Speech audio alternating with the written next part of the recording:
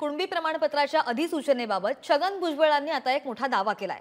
कॅबिनेटला विश्वासात न घेताच अधिसूचना काढली असं वक्तव्य छगन भुजबळ यांनी म्हटलंय आणि पुढारीचा जो ओपन फोरम होता त्या ओपन फोरम मध्ये भुजबळांनी हा खळबळजनक दावा केलाय। तर पुढारीच्या ओपन फोरम मध्ये भुजबळांनी कोणते गौप्यस्फोट केलेले आहेत पाहूयात ग्राफिक्सच्या माध्यमातून। पडतो म्हणजे मंत्रिमंडळाचा कोणताही निर्णय कलेक्टिव्ह रिस्पॉन्सिबिलिटी असते असं तुम्हाला सांगितलं जातं। मात्र जे निर्णय घेतात आहे आतापर्यंतचा तुमचा आंदोलनांचा इतिहास हा अभ्यासावर आधारित असल्याचं अनेकदा गेल्या ओपन फोरम मध्ये सुद्धा तुम्ही अनेक मुद्दे मांडलेले आहेत।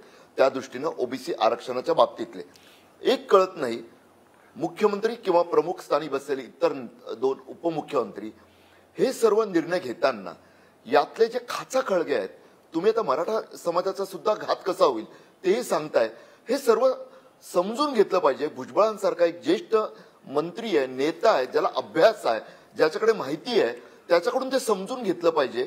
निर्णय स्वतःचा घ्यावा, पण तो मंत्रिमंडळाचा असल्यामुळे खराखुरा कलेक्टिव्ह असावा, सामूहिक निर्णय असावा। यासाठी तुमच्याशी चर्चा सल्लामसलत काही केली जाते का भुजबळ साहेब? हे पहा, मला त्यांनी जे विचारलं मी तुम्हाला मगाशी सांगितलं, निजामशाहीमध्ये काही नोंदी आहेत त्या तेलंगणा सरकारकडे गेलेल्या आहेत, त्या शोधा आणि कुणबी असतील तर आम्हाला ते सर्टिफिकेट द्या, ही पहिली मागणी। त्याच्यासाठी शिंदे समिती नेमली।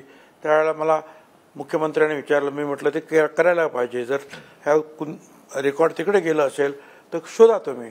मी मान्यता दिली, पण नंतर काय झालं ते राहिलं बाजू, ते तर झालंच।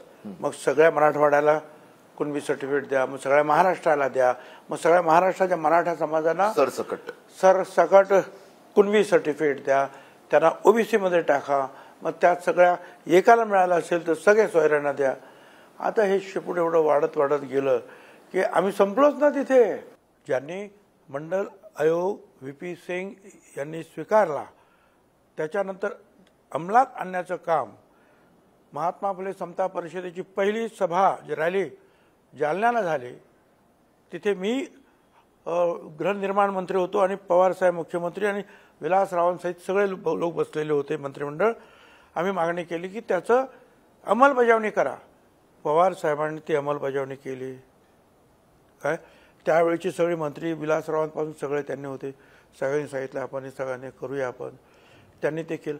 आजही बाकीचे लोक काही नसतील, मुंडे साहेब नाहीत किंवा विलासराव, पवार साहेब आहेत, आणखीनही इतर पक्षातले काही जे आहेत धुरींदर आहेत की ज्यांना या प्रश्नाची खूप जाण आहे। घ्या ना, त्यांना विचारा ना 1 to 1 की आपल्याला काय मार्ग काढता येईल।